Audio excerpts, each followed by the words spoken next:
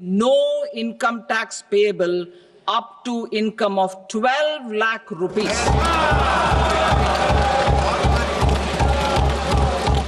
വിദ്യാഭ്യാസം, ആരോഗ്യ സംരക്ഷണം, അടിസ്ഥാന സൗകര്യങ്ങൾ തുടങ്ങിയ പൊതുസേവനങ്ങൾക്ക് പണം നൽകുന്നതിന് സർക്കാർ നയത്തിന്റെ അടിസ്ഥാന വശമാണ് നികുതി. എന്നിരുന്നാലും ഇടത്തരക്കാരുടെ മേലുള്ള നികുതി ഭാരം വളരെ കാലമായി ചർച്ചാ വിഷയമാണ്. ഒരു രാജ്യത്തിന്റെ സാമ്പത്തിക ഭൂപ്രകൃതി രൂപപ്പെടുത്തുന്നതിൽ ആദായ നികുതി നയങ്ങൾ നിർണായക പങ്ക് വഹിക്കുന്നുണ്ട്. പല ഇടത്തരം കുടുംബങ്ങൾക്ക് കൂടുതൽ ആശ്വാസം നൽകുന്നതിന് ആദായ നികുതി പരിധി ഉയർത്തണമെന്ന ശക്തമായ വാദം നിലനിൽക്കുന്നുണ്ട്. മിഡിൽ ക്ലാസിനെ സഹായിക്കാൻ ആദായ നികുതി പരിധി വർദ്ധിപ്പിക്കണമെന്ന വിവിധ കോണുകളിൽ നിന്നുള്ള ആവശ്യം കണക്കിലെടുത്താണ് ധനമന്ത്രിയുടെ ബജറ്റ് പ്രഖ്യാപനം. സാധാരണക്കാർക്കടക്കം ആശ്വാസം നൽകുന്ന പുതിയ തീരുമാനത്തിന് നീണ്ട കയ്യടുകളോടെയാണ് പിന്തുണ ലഭിക്കുന്നത്. ആദായ നികുതി പരിധി 12 ലക്ഷം രൂപയാക്കി മാറ്റിയെന്ന പ്രഖ്യാപനമാണ് അപ്രതീക്ഷിതമായത്. ഇത്തവണത്തെ കേന്ദ്ര ബജറ്റ് അവതരണത്തിൽ ഒറ്റ പ്രഖ്യാപനം സകലരെയും ഞെട്ടിച്ചെങ്കിലും ഒരു വ്യവസ്ഥയുണ്ട്. നികുതി മൊത്തത്തിൽ ഒഴിവാക്കുകയല്ല, ഇളവാണ് ലഭിക്കുന്നത്. ധനമന്ത്രി നിർമ്മല സീതാരാമന്റെ തുടർച്ചയായ 8ാം ബജറ്റിന്റെ ഹൈലൈറ്റ് ശമ്പളക്കാരായ മധ്യവർഗ നികുതിദായകർക്ക് ആശ്വാസകരമാണ്.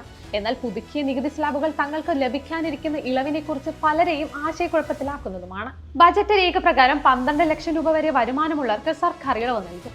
ശമ്പളമുള്ള വ്യക്തികൾക്ക് 75,000 രൂപയുടെ സ്റ്റാൻഡേർഡ് ഡിഡക്ഷൻ ഉൾപ്പെടെ 12.75 ലക്ഷം രൂപയാണ് ഈ പരിധി.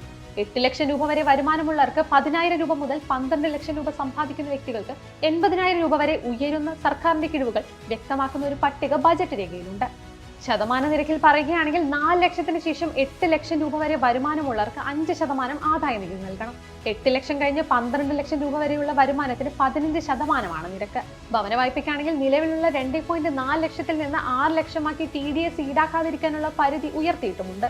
1 ലക്ഷം കോടി രൂപയുടെ കുറവ് ഈ പ്രഖ്യാപനം വഴി ആദായ നികുതിയിൽ ഉണ്ടാകുമെന്നാണ് കണക്കാക്കുന്നത്. 2025-26 വർഷത്തിലാണ് നികുതി നിരക്കുകൾ പ്രാബല്യത്തിൽ വരിക. ഇതോടെ വായ്പകൾക്കും ചിലവുകൾക്കും ഇളവ് ലഭിച്ചിരുന്ന ഓൾഡ് ടാക്സ് റെജിം മാറി ന്യൂ റെജിമാണ് ആകർഷകമാവുന്നത്. നേരത്തെ റെജിം പ്രകാരം 3 ലക്ഷം രൂപ വരെയുള്ള വാർഷിക വരുമാനത്തിനായിരുന്നു നികുതി ഇളവ് ഉണ്ടായിരുന്നത്. ഉയർന്ന ശമ്പളമുള്ള വ്യക്തികൾക്ക് പുതിയ സ്ലാബുകൾ 1 ലക്ഷത്തിലധികം രൂപയുടെ ആനുകൂല്യം നൽകുന്നു. ഒരു ഉദാഹരണം എടുത്താൽ പ്രതിവർഷം 50 ലക്ഷം രൂപ സമ്പാദിക്കുന്ന ഒരു വ്യക്തി പുതുക്കിയ സ്ലാബുകൾ പ്രകാരം 10,80,000 രൂപ ആദായ നികുതി അടയ്ക്കും. ആ തുക നിലവിൽ അടയ്ക്കുന്നതിനേക്കാൾ 1,10,000 രൂപ കുറവാണ്. അതിനർത്ഥം പുതിയ സ്ലാബുകൾ ഇടത്തരം വരുമാനക്കാരുടെ കൈകളിൽ കൂടുതൽ പണം നിക്ഷേപിക്കുന്നതിനും ഉപഭോഗം വർദ്ധിപ്പിക്കുന്നതിനും ഉയർന്ന ശമ്പളമുള്ള വ്യക്തികൾക്ക് ആശ്വാസം നൽകുന്നതുമായിരിക്കും. നികുതി ബാധ്യതയിൽ നിന്ന് ഒഴിവാക്കാൻ നിലവിലുള്ള 7 ലക്ഷം വരുമാനം എന്ന പരിധി 10 ലക്ഷമാക്കി ഉയർത്തുമെന്നായിരുന്നു പൊതുവെ ബജറ്റിലുണ്ടായിരുന്ന സൂചന. ഒരു വശത്ത് നികുതി ഗവൺമെന്റിന് അവശ്യ വരുമാനം നൽകുന്നു. അത് പൊതു സാധനങ്ങൾക്കും സേവനങ്ങൾക്കും ഉപയോഗിക്കുന്നതായിരിക്കും. ഇത് സാമ്പത്തിക വളർച്ചയും സാമൂഹിക ക്ഷേമം പ്രോത്സാഹിപ്പിക്കുന്നതുമായിരിക്കും. മറുവശത്ത് നികുതികൾ വളരെ ഉയർന്നതോ മധ്യവർഗത്തിന് അമിതഭാരം അനുഭവപ്പെടുന്നതോ ആണെങ്കിൽ സമ്പദ് വ്യവസ്ഥയ്ക്ക് നിക്ഷേപം കുറയാനും വർദ്ധിച്ചു വരുന്ന സാമ്പത്തിക അസമത്വത്തിന് ഇടയാക്കുന്നതുമായിരിക്കും.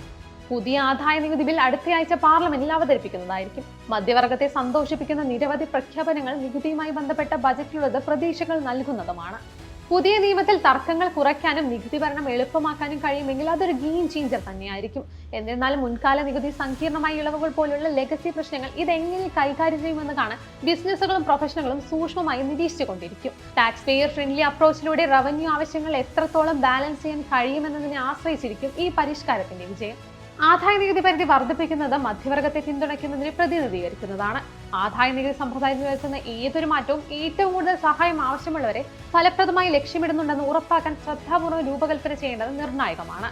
ആദായ നികുതി പരിധി വർദ്ധിപ്പിക്കുന്നത് ഇടത്തരം കുടുംബങ്ങൾക്ക് ഗുണം ചെയ്യുക മാത്രമല്ല, ഭാവി സമ്പദ് വ്യവസ്ഥയെ പരിപോഷിപ്പിക്കുന്നതുമായിരിക്കും.